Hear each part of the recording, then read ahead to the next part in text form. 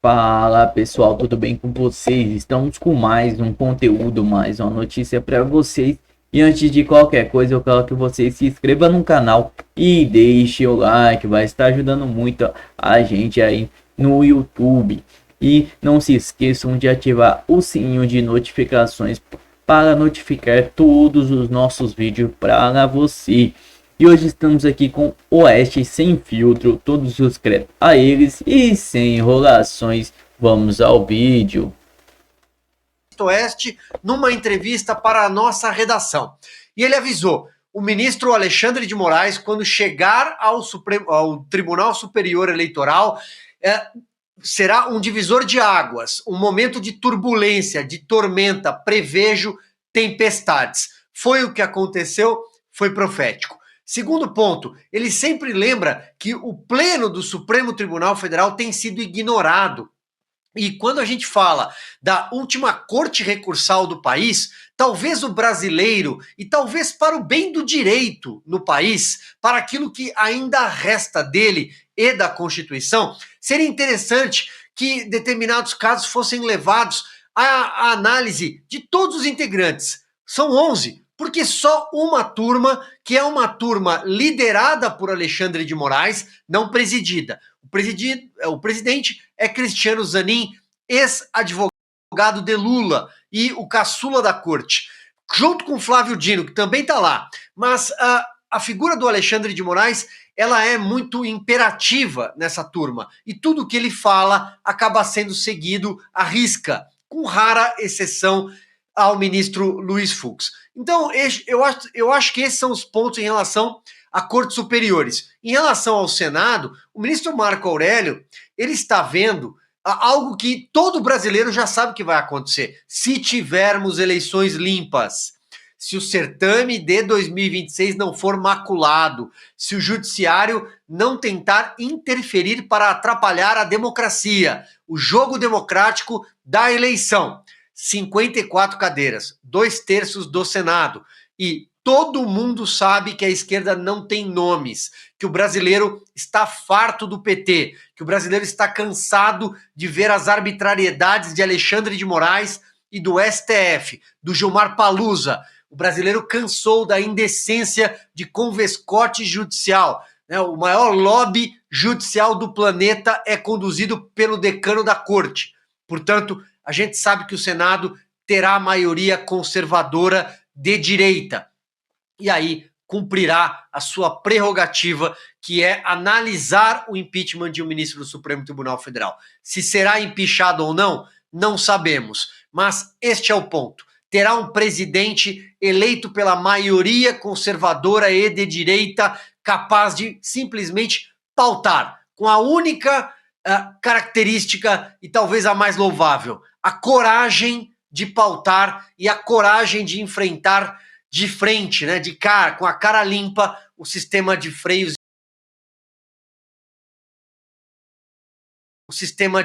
e contrapesos, que faz muito bem à República.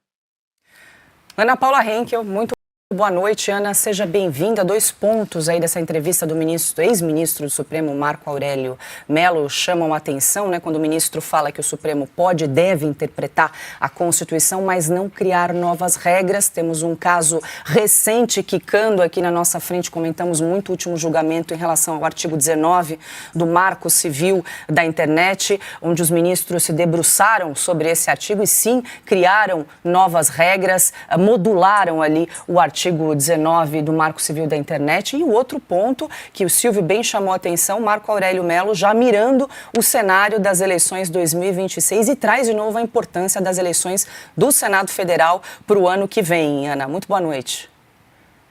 Boa noite, Paula, Cauti, querido Silvio, mestre Augusto, nossa querida, maravilhosa audiência.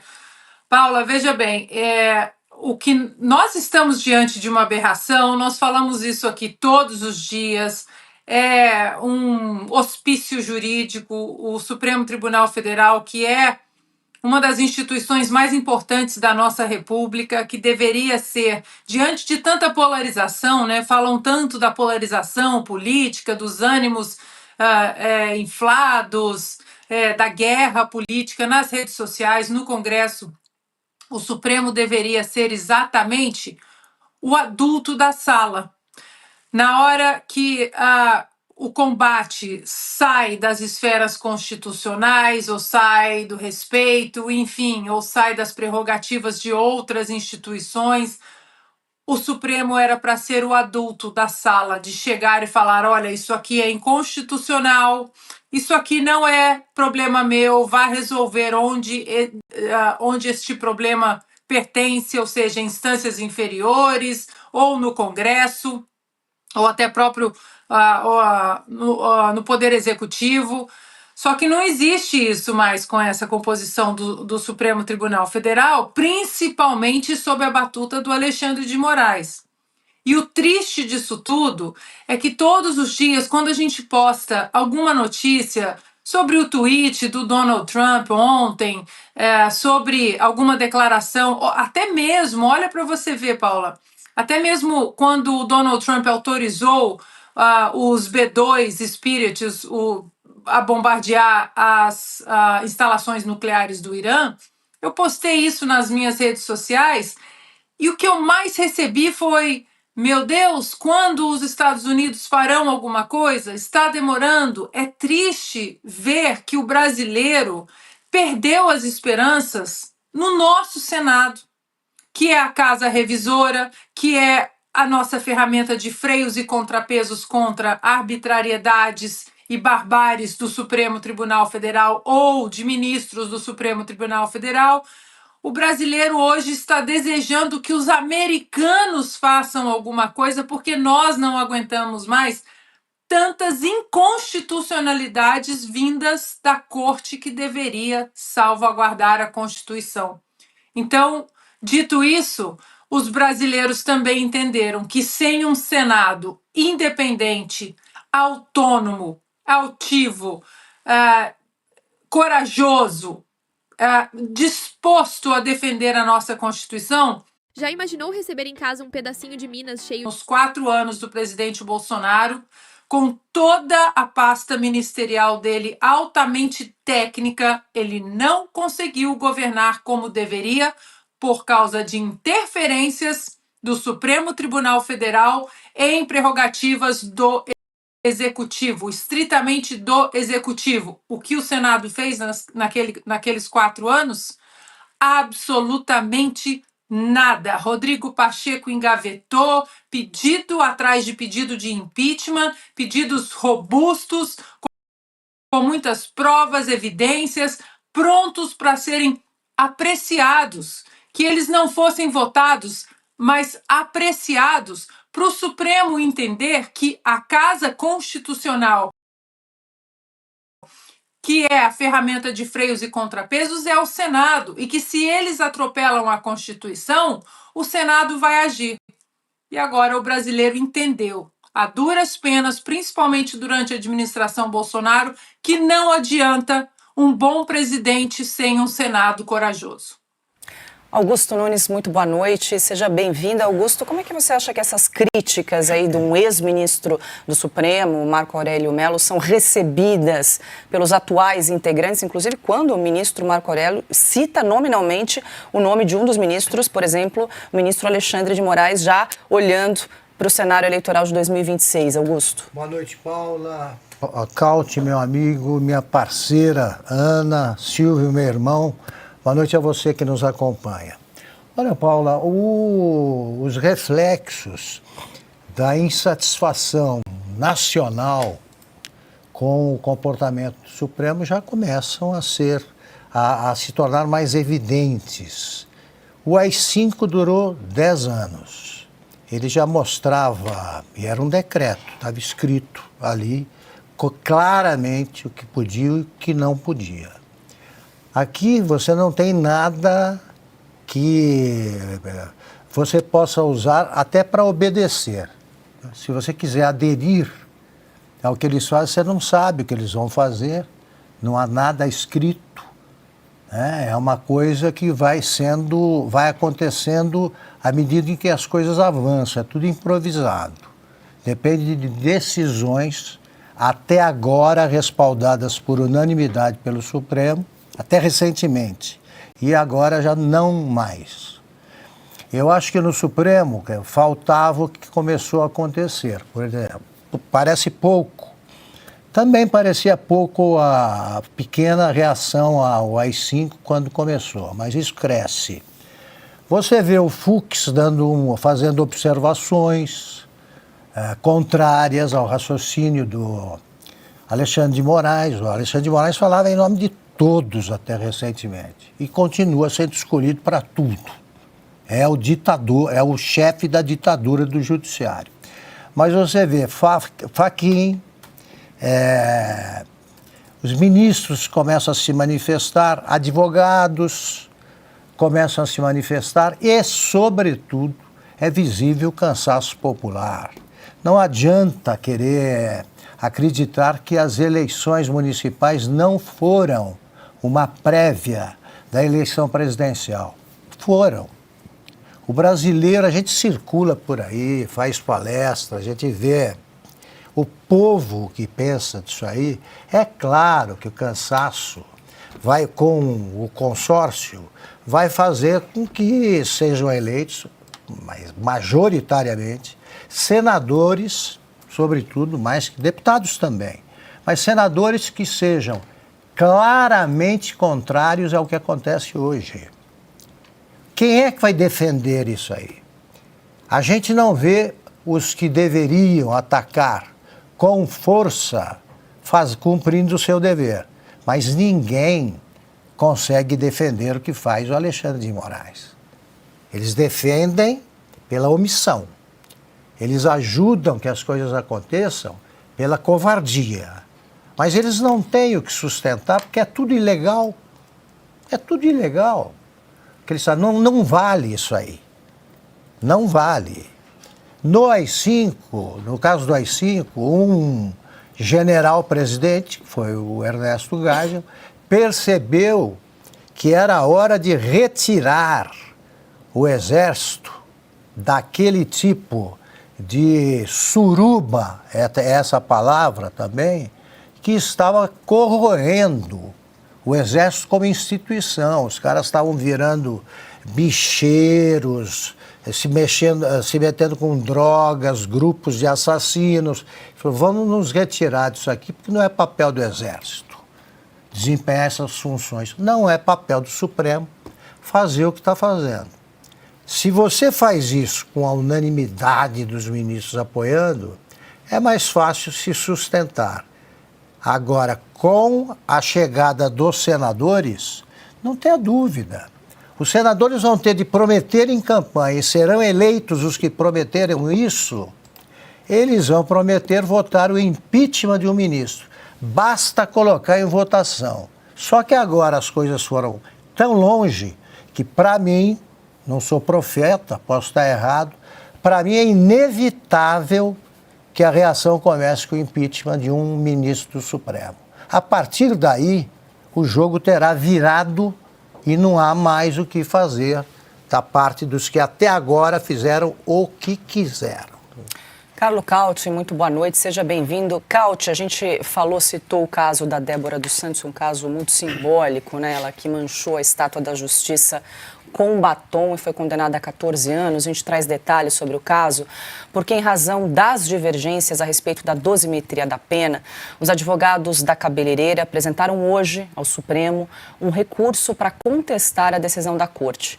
No documento, obtido em primeira mão pelo repórter Christian Costa, os advogados classificam Débora dos Santos como símbolo de uma condenação desproporcional. Recentemente, o ministro Alexandre de Moraes autorizou assistência religiosa à mulher que cumpre prisão domiciliar com medidas cautelares. Na decisão, o ministro afirmou que todos os presos têm direito à assistência religiosa de acordo com a Constituição. Moraes reforçou não haver objeção em relação a esse pedido.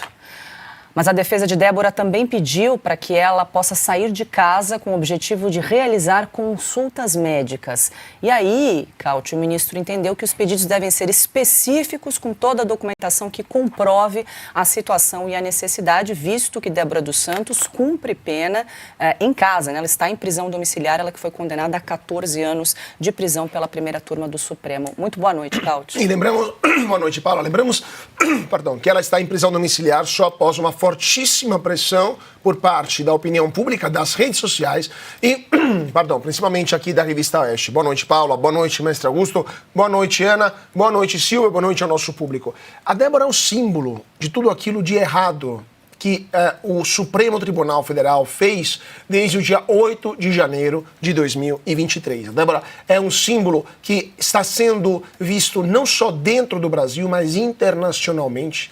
E somente o fato de que é insustentável, indefensável a manutenção da prisão da Débora. Ela ficou 2 anos presa, longe dos filhos, sendo que qualquer presa por tráfico de drogas, por roubo, até por homicídio, que tivesse filho menor de idade, dependendo dela, já estaria em casa há muito tempo.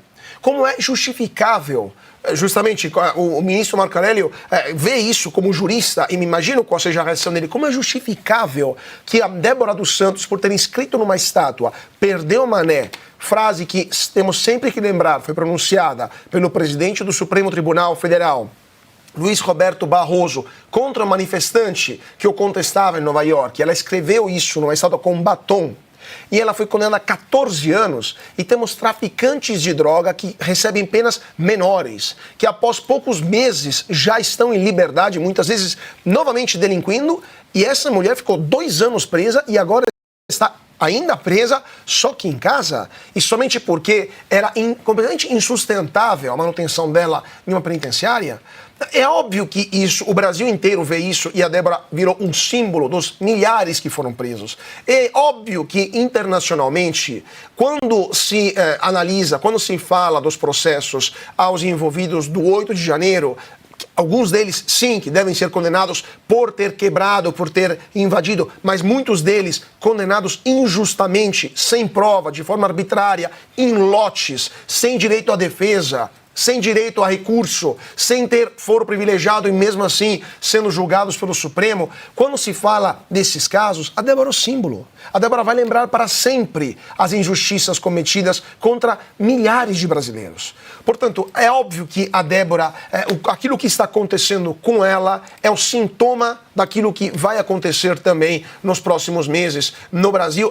Vamos dizer assim, é o canarinho na mina, né? Que mostra qual que é a situação hoje lá no Supremo Tribunal Federal. E até que não se resolva a situação da Débora e de muitos outros que estão em condições parecidas, nesse país não haverá justiça.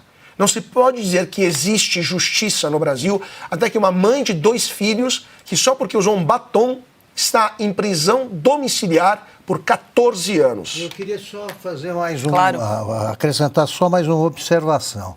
Você olha para a história, sempre vence quem tem razão. E o absurdo não dura para sempre. Dura muitos anos, né? Pode durar. Só Deus é que pode perdoar pecado. Um homem, ele não pode perdoar por Deus. Pode ser sacerdote, pode ser quem for. Essa função é exclusivamente de Deus. Dito isso, soprou sobre eles e falou: recebei o Espírito Santo. A quem perdoardes os pecados, lhes serão perdoados. A quem os retiverdes, lhes serão retidos. Não existe livro mais católico que a Bíblia. Ela ensina a confissão, a Eucaristia, a intercessão dos santos e a oração pelos mortos. Mas os protestantes preferem ignorar essas partes. Se você quer saber onde encontrar cada uma dessas verdades na própria Escritura, conheça o e-book Onde Está na Bíblia. Comenta a Bíblia aqui embaixo e tem acesso agora. Quem quiser saber mais, clique no link na descrição e no comentário fixado. Se aprofunde nesse e-book aí, que é um livro top demais. E agora vamos ficar com Conexão Política, o site que traz a verdade ao povo.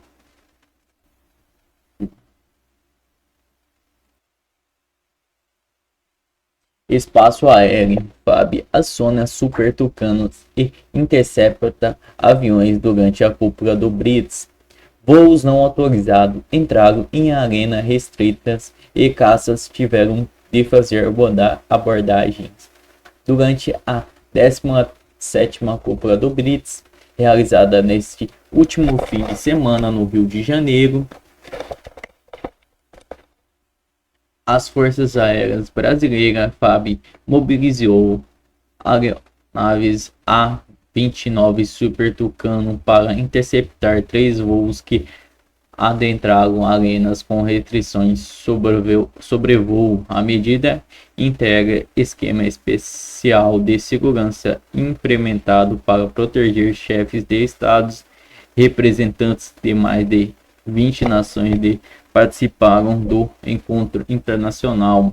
Segundo informações divulgadas pela própria FAB, a ação teve como foco principal a prevenção de risco nas zonas onde ocorreram as reuniões de altos nível. Atuais primeira ocorrência se deram no sábado, dia 5, quando aviões civis ingressaram sem autorização na zona de exclusão.